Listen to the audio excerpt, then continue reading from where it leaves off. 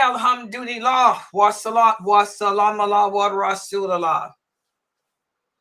Before I begin my class, I want to answer a couple of the questions that some of my new shahadas and new practicing the Sunnah Muslims have sent me in. Dr. Jamali answered one of these questions. Okay, and I dealt with the other one on the Friday Q&A. Let me deal with the easy one first. They both are easy to me. But we have to remember, guys, that when we're dealing with other Muslims, all of us are in different levels of closeness with Allah. Our iman, our faith is of different degrees. Some of us can walk away from a situation without thinking back. Others can't. And you sisters are new shahadas or new to practicing Islam and its truthfulness. The sister about the dishwasher. Okay. And also not just the dishwasher, but I got other questions here from her too. And now I see why Dr. Jamali gave her the answer he did. You know, the sister is saying that her husband doesn't understand what innovation is. And this is a problem. A lot of Muslims today, especially when you guys come from different other belief systems, you have a hard time understanding the true Islam. Innovation refers to worship, introducing something new into the way we worship Allah. For example, if I told you that if we twirl around in circles, it's going to bring us closer to Allah, that's innovation. Because when it comes to actions of worship, everything is haram or unlawful, unless the Prophet sallallahu alaihi wasallam told us otherwise, and of course Allah. So innovation does not apply to technology. And I have to tell you guys this all the time, because I use a dishwasher, because I drive a car, you know, because I use a hair dryer, because I'm using the computer, the internet. This is not innovation. This is technology. And that's what we're going to speak about today in our class, because the chapter 7 of the book, Diluting Well Better, we're going to talk about technology and the role that it plays in our personal lives.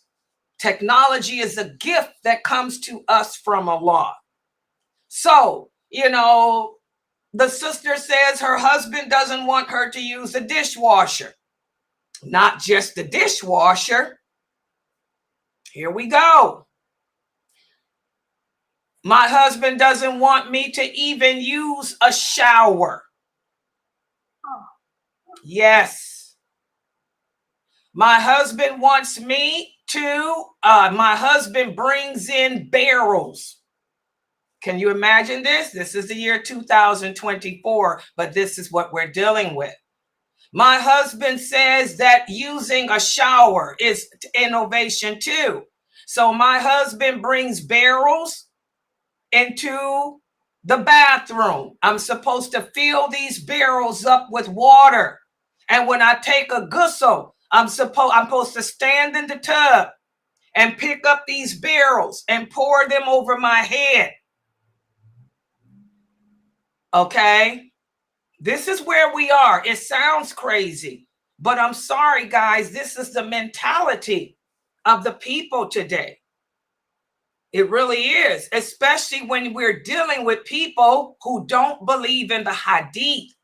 And I'm telling you guys, I never experienced this, what they call them again, Qadariya, because even though I give dawah, my life has been isolated. You know, the people I surround myself with are people like me, you know, but it seems that there's a lot of American Muslims, especially African American Muslims, who don't believe in the Hadiths. You know, and this just goes to show why it's important for us to learn the Hadiths, man. That's not innovation because I stand up and take a shower. I'm not going to sit there and pour buckets of water over myself. using a dishwasher, using a washing machine. You want me to wash my clothes the way your grandmother did, by taking my clothes, putting them in the kitchen sink? I mean, come on, guys. Now I see why Dr. Dramali gave the answer he gave when you sisters asked him that the other day. You know, he said this is a form of oppression. And I'm going to have to agree with him. You know, like I told you guys, we obey our husbands. We obey our leaders. We obey our parents. We obey the people of knowledge and what Allah commanded us to obey them in. That's the reality. There's no obedience to the creation over the creator.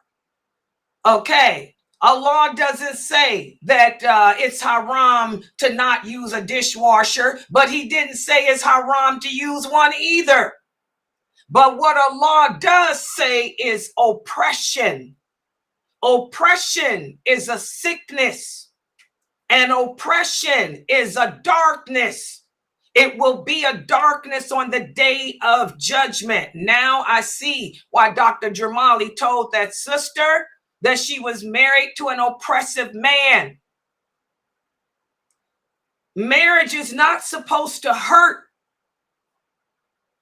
Love doesn't hurt. Islam doesn't hurt. Allah has made this religion easy upon us to the point that even during the month of Ramadan, we can break our fast when traveling. Even for us women, Allah has given us a break every month. That's what your menses is. Your menses is a concession, a break that Allah has given every woman every month to recharge herself so she can come back even more spiritually strong.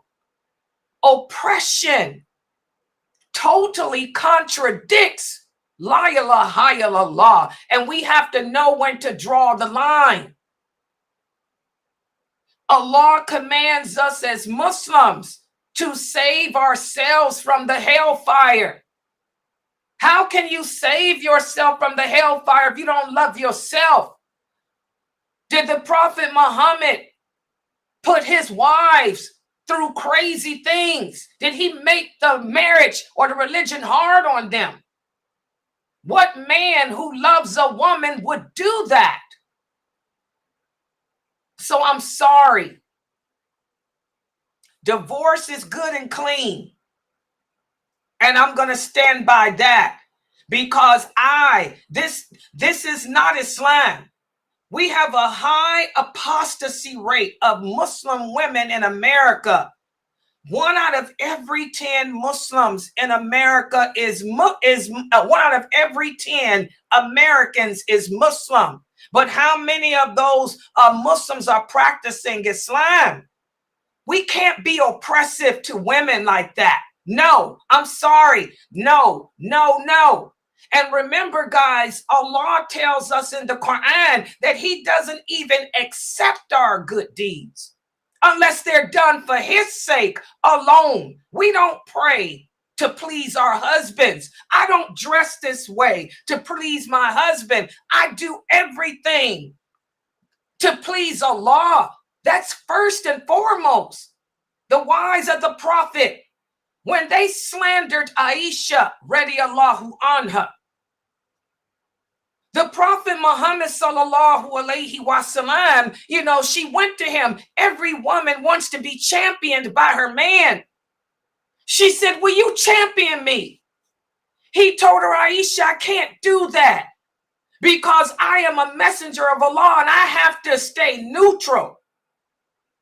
So he asked, is there anyone else that will champion her? He looked at Abu Bakr because that was her father. Abu Bakr put his head down. Aisha, radiallahu anha, tells us that was one of the most hardest situations in her life to deal with because no one came to speak up for her. Her father didn't. Her husband couldn't. So she lost weight. She lost her hair. She said she was so depressed. She cried. She spent day and night crying. And then finally, one day, the Prophet sallallahu alaihi wasallam came to the home because she was staying with her mother and father. And he said, oh Aish, Allah has revealed your innocence. And when he said that, Abu Bakr got happy and her mother got happy. And Abu Bakr said, thank the Prophet, thank the Prophet, thank him, thank your husband. She said she looked at her father, she looked at her mother, and she looked at her husband, and she said, I'm not thanking you. She said, you did not vindicate me. You did not prove my innocence. She said, Allah above proved my innocence. She said, Allah heard my pleas. She said, Allah witnessed my tears I cried every night. And Allah vindicated me. And she said, I will now go and excuse myself, and I will go make 2 rakats to thank my Lord. And she walked away. And when she walked away, her mother said, get back here. Get back here and apologize for what you said. The Prophet said, and that's when she said, the Prophet said, let her go. She is the daughter of As-Siddiq. In other words, she recognized the truth. Allah is first. We worship him. We please him. We thank him, not man. Do you guys understand that? And this is where we need to get back to as Muslim women today. You don't please no one but Allah. He's first. He's foremost. And as the angel Jibreel told the Prophet, by pleasing Allah, Allah will cause all the creatures in the heavens to love you. And then the angels of mercy descend upon the earth, and they will cause the people to love you who need to love you. I'm sorry. If you sisters are married to an oppressor, you're married to a person that's that rigid, who's going to tell you not to use a dishwasher, not to wash your clothes with a washing machine. And also when you take a ghusl to use a bucket, I'm sorry, he's an oppressor. And perhaps he's not worthy of you. Do you sisters understand that? There's a thin line. We have to know when to strike the balance. Allah first. Everything we do for him. That's what I mean when I tell you, sisters. You understand, Sister Hadiyah? You understand, Sister Sakina? That's why I tell you, sisters, you please your husbands and what Allah commanded you to please them in. What did Allah command you to please your husband in? That bedroom. Hello? You better make him feel like he's all that and a bag of chips in the bedroom. You also please him by guarding in his absence what he would have you to guard, which is his home. Taking care of that home. Taking care of those children. And being honest to him and loyal to him with yourself. That's what you please your husband in, what Allah commanded you to. But anything other than that, it's all about Allah. Do you sisters understand? Like Aisha, radiallahu anha, said, no, I'm not thanking you. You didn't vindicate me. You couldn't do nothing. I'm thanking my Lord. Do you women get it?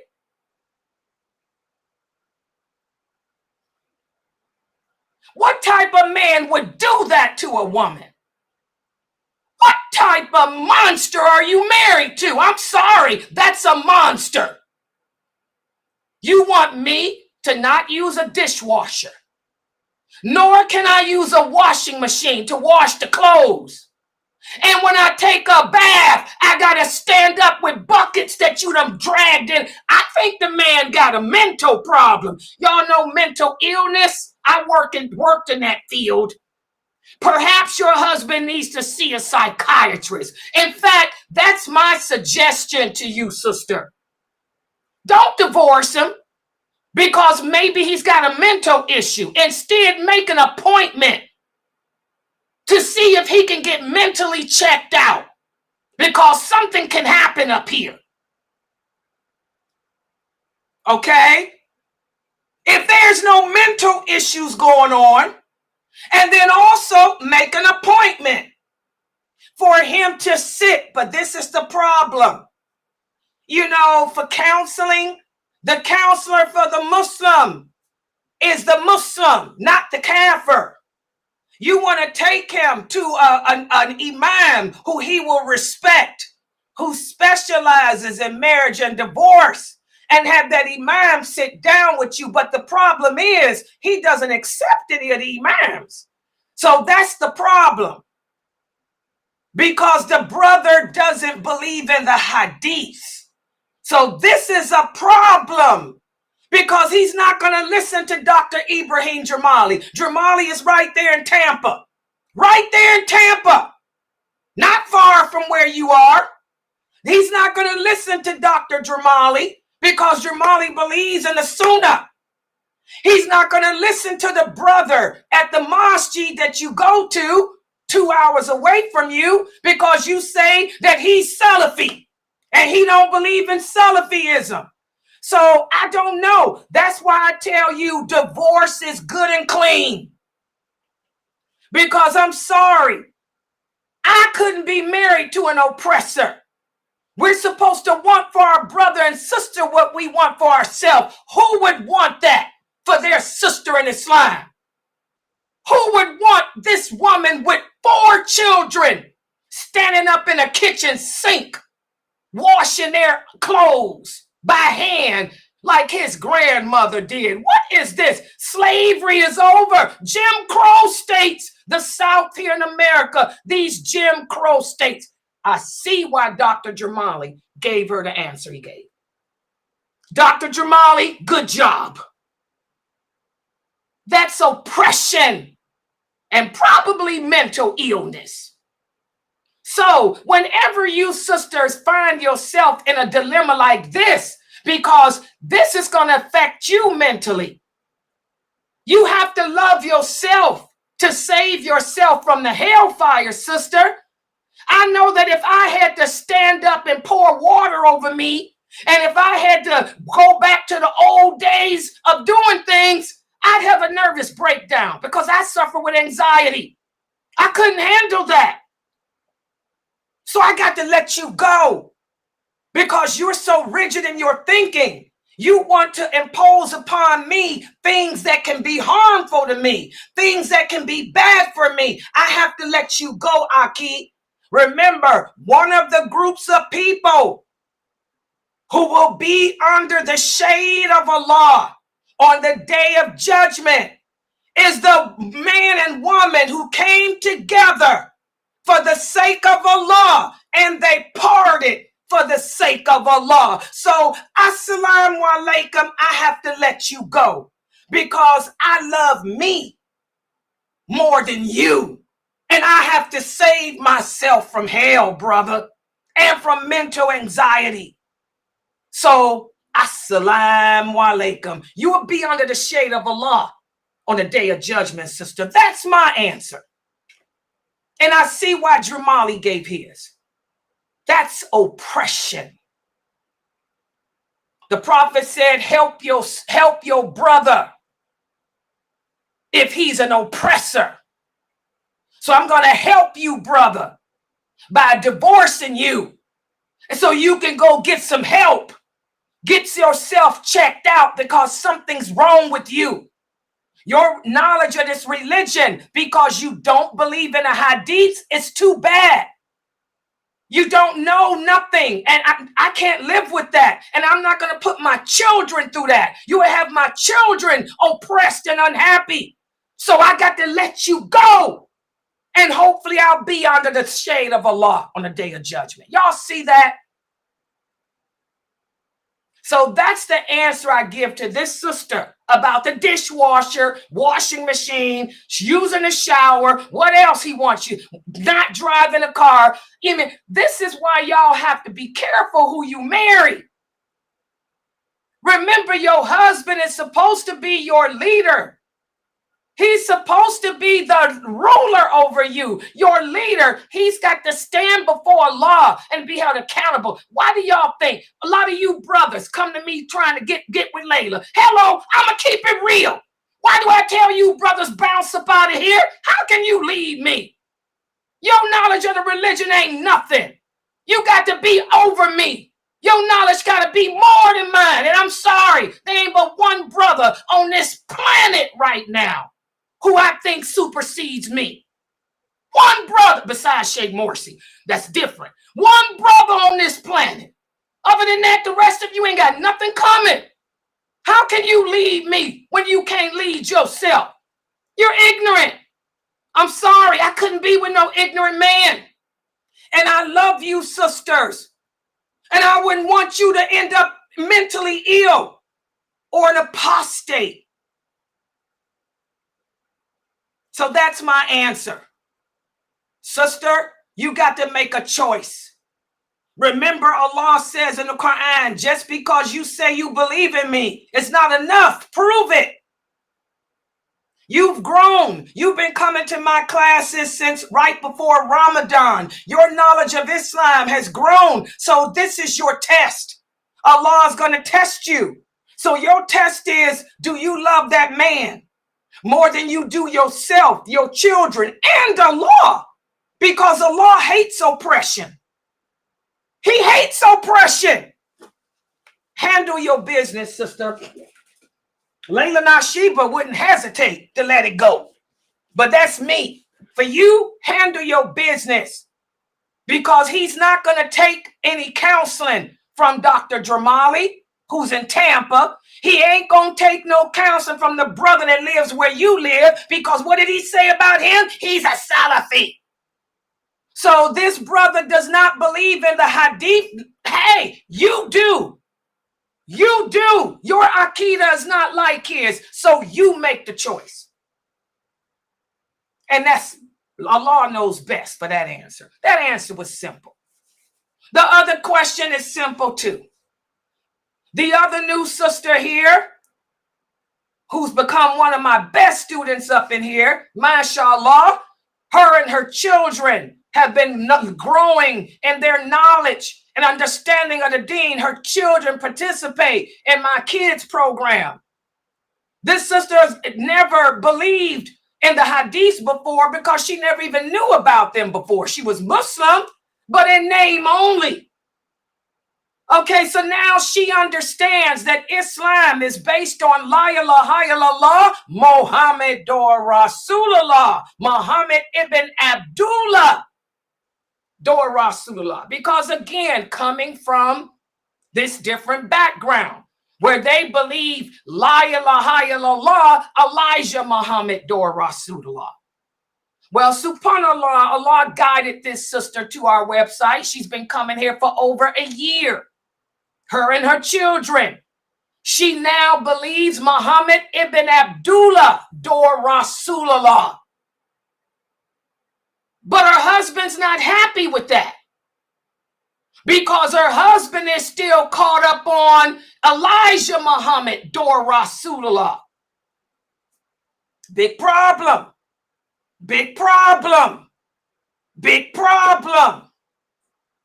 So since she's been coming here, her and her children, they're growing in their faith. They're practicing the deen. She's dressing the way Allah commands. Her children have learned how to pray. Her children are her son. Her oldest son is leading her in the prayers, and they're doing everything. They found a nice community they like 2 hours away. Okay, that's where they live at. Because she don't want to go back to the Wallace Dean community. I don't blame her. So she drives 2 hours away to listen to the khutbah. Her boys go. Likes the mosque, likes the imam. The imam is preaching the same thing that I'm preaching.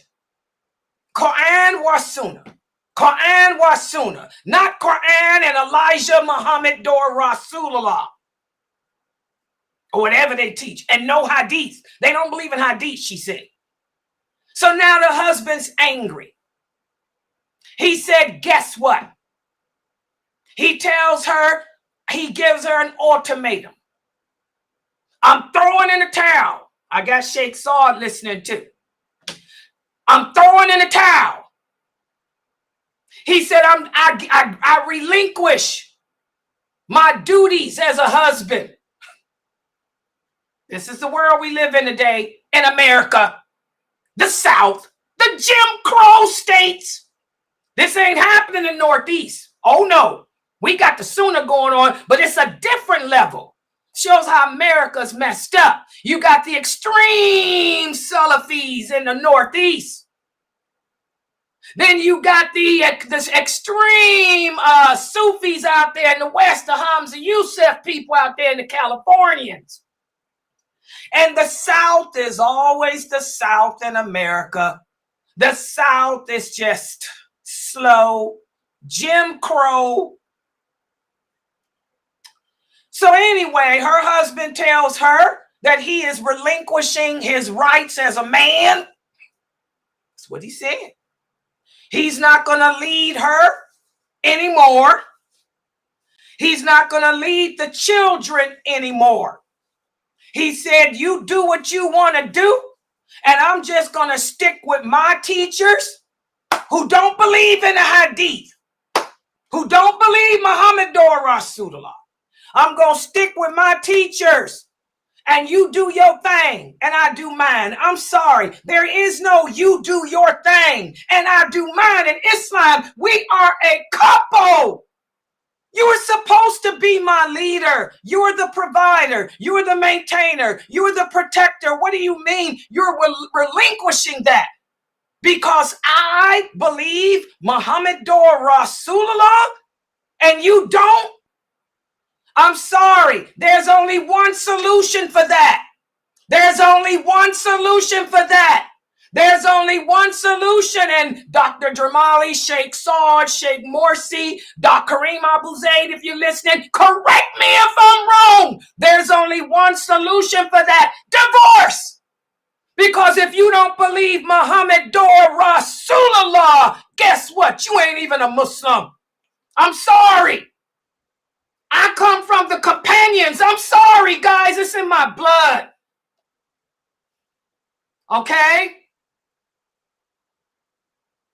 There is no la ilaha illallah without Muhammad or Rasulullah. This sister has sons. She has sons to raise. Beautiful, handsome young boys. I'm so proud of them. She needs a husband, a man who believes in Allah, who's going to lead them sons to paradise. She don't need some man that's twisted. Some man that's willing to give up his rights and leave his sons, his African-American babies, in the wind. I'm sorry. It's all about Allah. Sisters, y'all got to let him go. I'm sorry. Let him go. Would Aisha stay with a man that told her that he was relinquishing his role as a husband and a father?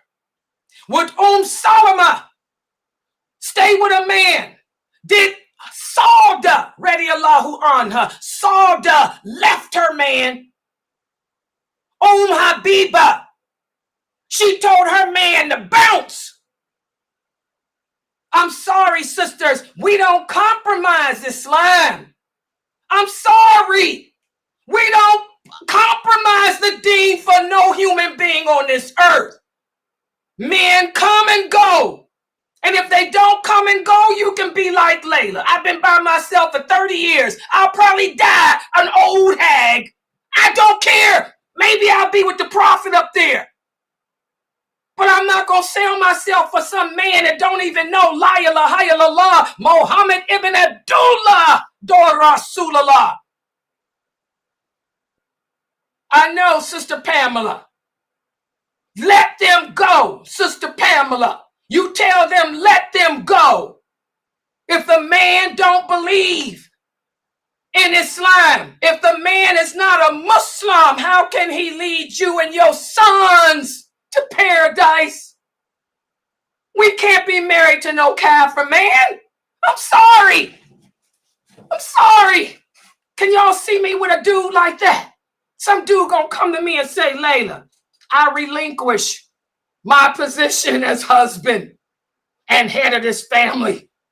You know what, brother? You can relinquish your behind. In fact, I'm sorry. I'd have to do a roundhouse kick. That's roundhouse kick stuff for me. I'm going to say, oh, yeah. Whoop. Knock him off the patio and keep it moving. Keep it moving. Call Dramali up. Kula. Put this dude in divorce. Sorry. I'm sorry, sisters. I'm not going to give y'all the answer that these brothers in America been giving y'all to sit and stay patient. Because there's nowhere in the Quran or in any of the stories of the companions where the prophet told a woman to be patient. He never sent a woman back to a deadbeat man and told her to be patient with him. When the women came to him complaining, he said, do you want me to divorce you? I wouldn't want that for none of you women. I've seen your growth as a daya. I see your love for Allah. I see your children, your sons reading the Quran. No way you gonna stay with some loser that don't believe in a hadith and tell you he's relinquishing. Relinquish on, Aki. I'll take you to divorce court. We'll go to the Kafir court and I'll get my money from you and you can keep it moving. Hello? You're going to take care of these children. You're going to pay child support and we're going to keep it moving. So bounce. You don't want to relinquish your role as a man, as a father, as a husband. You want to relinquish your role as a man, a father, husband. Bounce. I'm going to the Kafir court. And these 10 kids you got me, that you got, I'm getting child support. But you can bounce up out of here. What kind of loser? I'm sorry, sisters. So I hope that answers your questions. And I get very passionate about this. Because just like Allah hates oppression, we're supposed to hate it too. We're supposed, that's wala well better. Want for your sisters what you want for yourself. I wish some loser come in my house telling me some crap like that. First of all, the fact that he don't believe Muhammad Rasulullah, he got to go. Because that means he ain't praying. That means he don't know how to pray. That means he ain't even taking an astringent correctly. He ain't even washing his private parts correctly. So the simple fact that he don't believe Muhammad Rasulullah, he ain't got nothing coming here. Oh no, you're filthy. You can't touch me. Oh no, you can't touch this.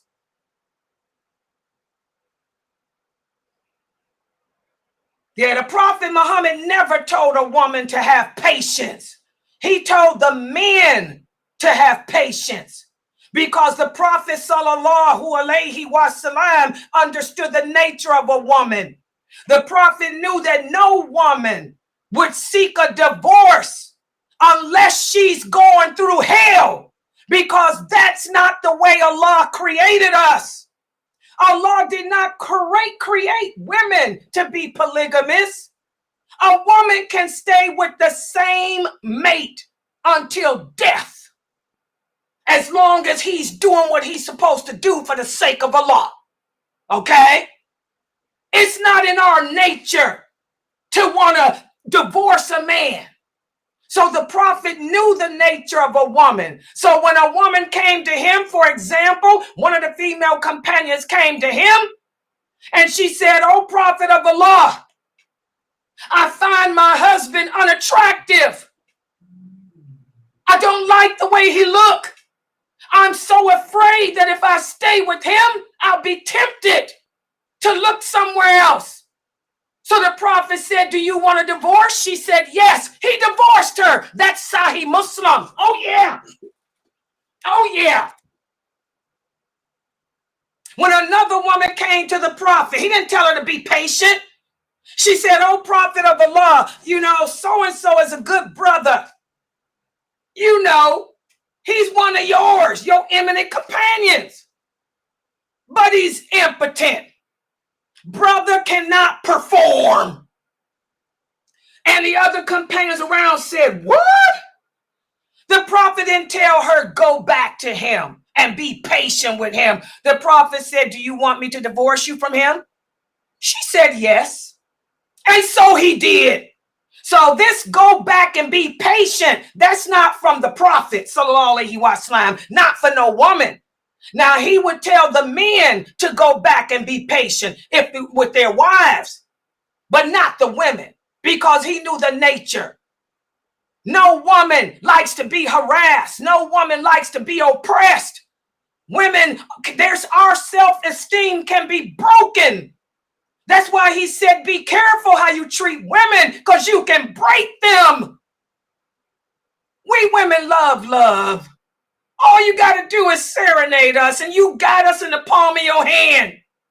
All you got to do is show affection to us. Let us think that we matter. Send us a text message every day. When you come around us, tell us how beautiful we are, even if we ain't. Tell us what a good job we're doing, and then the world is yours. We'll stay with you forever. It's not hard to keep a woman. But if you brothers got that Jim Crow mentality, and I'm talking to you African-American brothers, especially you down there in that South, y'all got that Jim Crow mentality because slave master broke y'all as men. I don't know what it is. You brothers better get it together, because you're going to come upon the wrong sister like Laila Nasheeba, who will roundhouse kick you off that patio. You better stop oppressing women. Stop making this religion ugly. Stop making this religion hard for them and those sons you raising. Our kids grew up an apostate. What type of role model are you for your son, telling your wife that you're relinquishing your role as a man because she won't listen to you and leave them hadiths alone? She listening to Laila Nasheeba, and you praying like Laila Nasheeba said pray. First of all, I didn't say how to pray. Allah taught us how to pray. It's my job as a dayah to share that knowledge with you. So your wife and your sons are following the sunnah of the Prophet Muhammad, not the sunnah of Layla. You got a problem, Aki. A big problem. Okay? And like I said, sisters, getting advice, I can't encourage y'all to go speak to nobody. Your husband ain't going to listen to Jamali. He ain't going to listen to the brother at the other mosque because he's Salafi. So what you supposed to do? Tell that loser to get the heck out of your life and your son's lives, because you better off without him. You shouldn't have been married to him anyway, because he don't believe Muhammad Dor Rasulullah. Now do y'all see why Allah says in the Quran that we Muslim women cannot marry non-Muslim men? Do y'all see that? This is why a Muslim woman cannot be with a non-Muslim man. And I'm sorry, if he don't believe in the Hadith, he ain't no Muslim. Period.